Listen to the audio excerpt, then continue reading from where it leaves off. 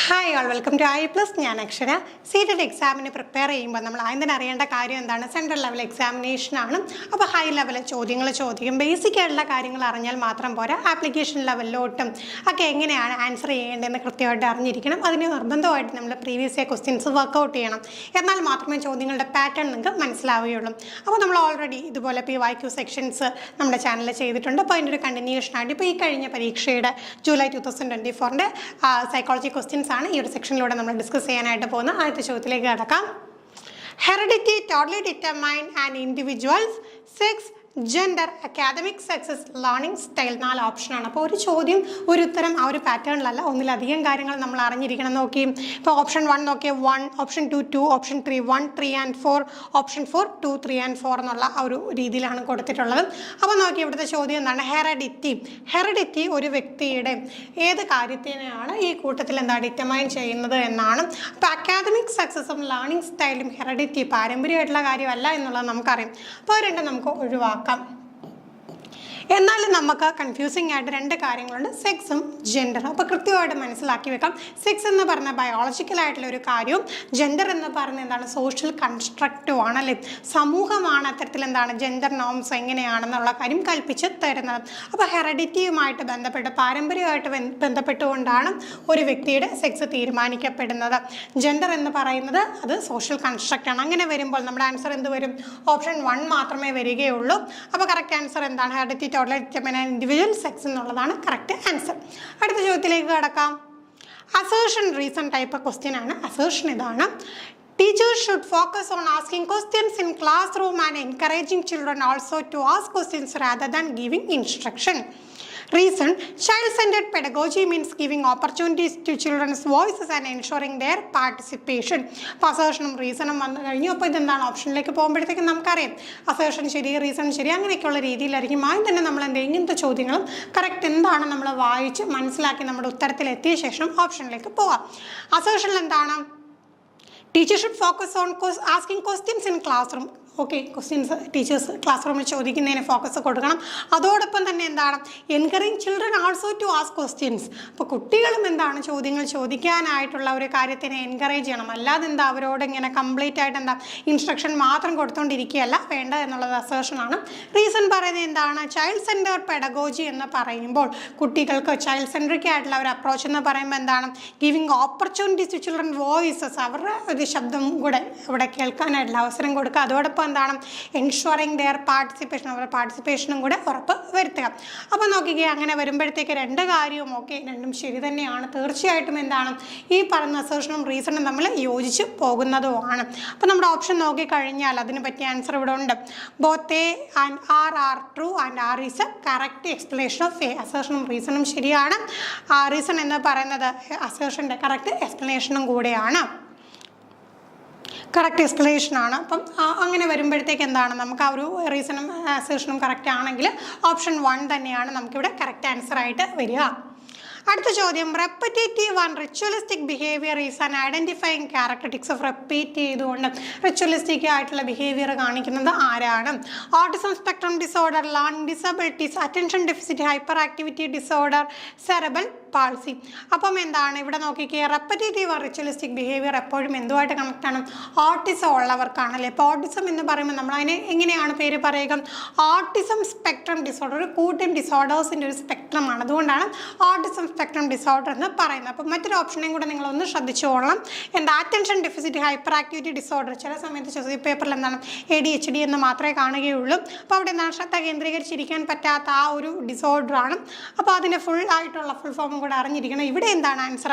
Autism spectrum disorder ആണ്. അടുത്ത ചോദ്യം: learners feel engaged and actively involve in process of learning when. കുട്ടികൾക്ക് അവർ engaged ആണ്, അതോടൊപ്പം തന്നെ ആക്റ്റീവ്ലി ഇൻവോൾവ് ആണ് എന്നുള്ള കാര്യം ഫീൽ ചെയ്യുന്നത് എപ്പോഴാണ്? Activities are related to their context, focus of learning is repetition and memorisation, socio emotional needs of learners are ignored, their prior knowledge is discard and negated. അപ്പോൾ നോക്കിക്കുക, അവരതിൽ എൻഗേജ്ഡ് ആണ്, actively involve ആണ് എന്ന് തോന്നുന്നത് എപ്പോഴാണ്? ഇപ്പോൾ ഈ ഓപ്ഷനിൽ നമ്മൾ ലേണിംഗ് റെപ്പറ്റീഷനും മെമ്മറൈസേഷനും, റിപ്പീറ്റ് ചെയ്യുക, കാണാപ്പാഠം പഠിക്കുക എന്നൊക്കെ പറയുമ്പോഴത്തേക്ക് അങ്ങനെ വരുമ്പോഴത്തേക്കും നമുക്ക് മനസ്സിലാക്കാൻ കഴിയും അതൊരിക്കലും എന്താ ഇവിടെ ആക്റ്റീവായിട്ടുള്ള ഒരു ഇൻവോൾവ്മെൻറ്റ് ഉറപ്പുവരുത്തുന്ന കാര്യമല്ല. കാണാപ്പാഠം പഠിക്കുന്ന നമ്മുടെ ഒരു ഈ കൂട്ടത്തിൽ വരുന്ന കാര്യം ഒരിക്കലും അല്ലല്ലേ. തന്നെ എന്താണ് സോഷ്യോ ഇമോഷണൽ നീഡ്സ്, കുട്ടികളുടെ സോഷ്യോ ഇമോഷണൽ നീഡ്സിനെ ഇഗ്നോർ ചെയ്ത് കഴിഞ്ഞാൽ അതവിടെ വരുമോ? ഇല്ല. അവരെ ഒരിക്കലും എന്താണ് സോഷ്യോ ഇമോഷണൽ നീഡ്സിനെ നമ്മൾ ഇഗ്നോർ ചെയ്യാൻ പാടില്ല. അതുപോലെ തന്നെ എന്താണ് പ്രയർ നോളജിന് പ്രാധാന്യം കൊടുക്കണം. പ്രയർ നോളജ് നമ്മൾ ഇഗ്നോർ ചെയ്യുന്നു അല്ലെങ്കിൽ നിഗേറ്റ് ചെയ്യുന്നു എന്ന് പറഞ്ഞു കഴിഞ്ഞാൽ അതും വരില്ല. അപ്പോൾ എന്താണ് നമ്മുടെ correct answer? Activities related to their context, അവരുടെ കോണ്ടെക്സ്റ്റുമായിട്ട് ബന്ധപ്പെട്ട ആക്ടിവിറ്റീസ് കൊടുക്കുമ്പോഴെന്താണ് അവർക്ക് അവിടെ കൂടുതലായിട്ട് ശ്രദ്ധ കേന്ദ്രീകരിച്ചിരിക്കാനായിട്ട് സാധിക്കും. Activities related to their context ആണ് ഇവിടെ നമുക്ക് കറക്റ്റ് ആയിട്ടുള്ള ആൻസർ. അടുത്ത ചോദ്യം, ചിലർ with learning difficulties. Typically learning difficulties പല വിധമുണ്ട്. അപ്പോൾ ഇവിടെ ഏറ്റവും ആപ്റ്റ് ആയിട്ടുള്ള ആൻസർ കണ്ടെത്താം. Have difficulties in reading due to their poor sight, have problems in regulating their emotions, have confusion with letter and alphabets that look alike, have very low IQ of diagnose through standard intelligence test. അപ്പോൾ learning difficulties എന്ന് പറയുന്ന സമയത്ത് നമുക്ക് അവിടെ എന്താണ് പലതരം learning difficulties ഉണ്ട്. അപ്പോൾ ഈ കൂട്ടത്തിൽ നമുക്ക് ഏറ്റവും ബെറ്റർ ആയിട്ട് തോന്നുന്ന ഓപ്ഷൻ ഏതാണ്? Have confusion with letters and alphabet that look alike ആണ് നമുക്ക് ഇവിടെ ലേണിംഗ് ഡിഫിക്കൽട്ടി ആയിട്ട് ബന്ധപ്പെട്ടുകൊണ്ട് കണക്ട് ചെയ്യാൻ പറ്റുന്നത്. അടുത്ത ചോദ്യം, feral children, those who experience severe human social deprivation since very young age, usually have delayed or hindered development, and despite rehabilitation the improvement in certain domain of development is likely to be subordinate.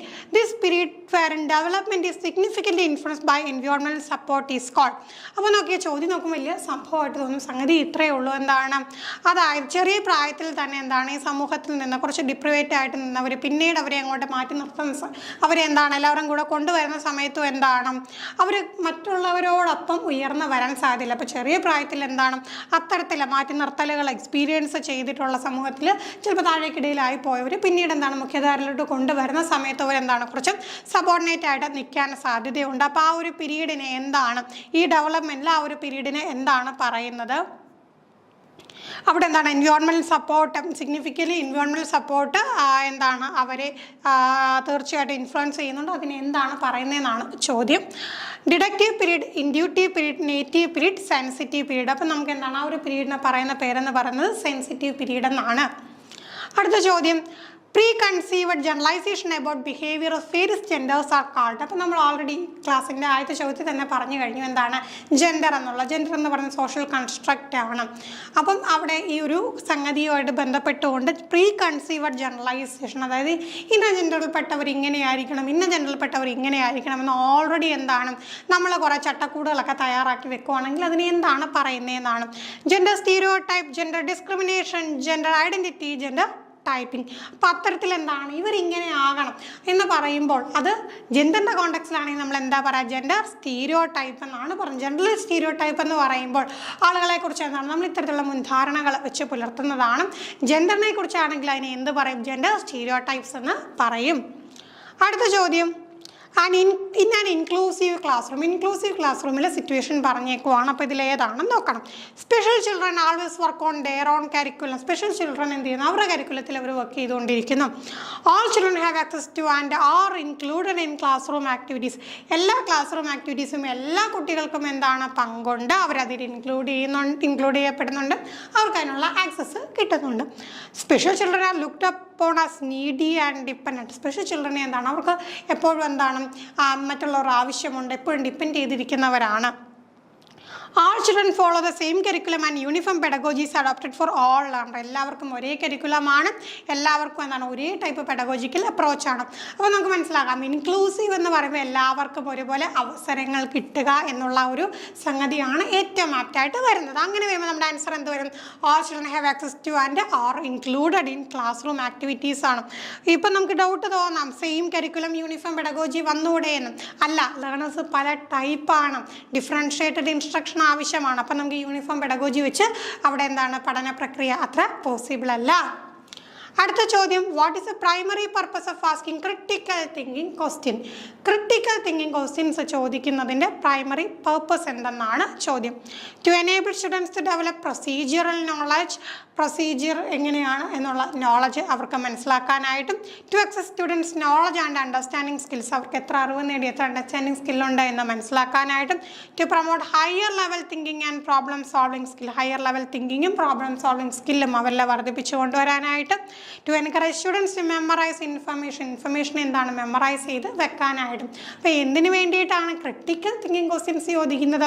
Critical thinking അവരിൽ promote ചെയ്യുന്നത് എന്താണ്? മറ്റൊന്നുമല്ല, higher level തിങ്കിങ്ങും problem സോൾവിങ്ങുമാണ് അവരിൽ create.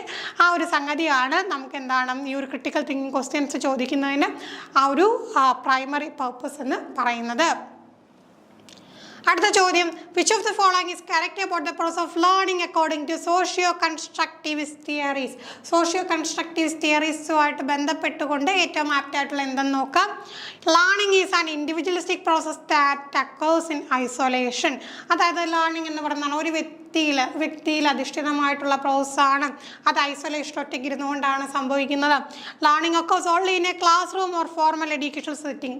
ഒന്നെങ്കിൽ ഒരു class റൂമിൽ അല്ലെങ്കിൽ ക്ലാസ് റൂം പോലെയുള്ള ഫോർമൽ ആയിട്ടുള്ള സെറ്റിങ്ങിൽ മാത്രമേ നടക്കുകയുള്ളൂ. Learning is a passive process that occurs only through observation.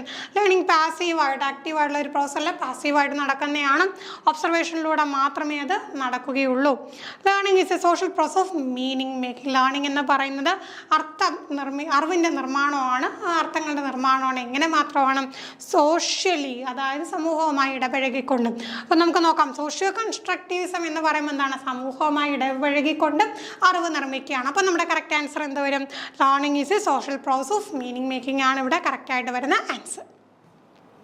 അടുത്ത ചോദ്യം വീണ്ടും അസേർഷൻ റീസൺ ആണ്. അസേർഷൻ ഇതാണ്: while some children start babbling and uttering 2 word sentence at 12 months, others don't do this till they are 20 months old. Reason: development milestones are only suggestive and development of individual children can be quite field. അങ്ങനെ പറയാം, ചില കുട്ടികൾ എന്ത് ചെയ്യും, ഒരു 12 months ആവുന്ന സമയത്ത് തന്നെ അവർ ബാബിൾ ചെയ്യാനും 2 words ഒക്കെ അറ്റർ ചെയ്യാനുമായിട്ട് 2 word sentence ഒക്കെ അറ്റർ ചെയ്യാനുമായിട്ട് അവർക്ക് സാധിക്കും. ചില കുട്ടികൾ എന്താണ് 20 month ഓൾഡ് ആയാലും എന്താണ് ഈ ബാബറിങ്ങും അറ്ററിങ്ങും ഒന്നും വരില്ല.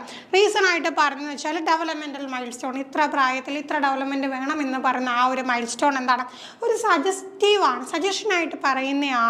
പക്ഷേ എന്താണ് ഇൻഡിവിജ്വൽ എന്ത് ചെയ്യും, അത് വേരിയേഷൻസ് വരാം. അപ്പോൾ നോക്കിയേ, അസേർഷനും ശരിയാണ്, റീസണും ശരിയാണ്. അപ്പം നമുക്ക് പറയാലോ, അസേർഷനും റീസണും ശരിയാണ്. അത് രണ്ടും എന്താണ് അസേർഷൻ്റെ തന്നെ ആപ്റ്റായിട്ടുള്ള റീസണുമാണെന്ന് നമുക്ക് പറയാം. ഇനി നമുക്ക് ഓപ്ഷനിൽ നോക്കാം.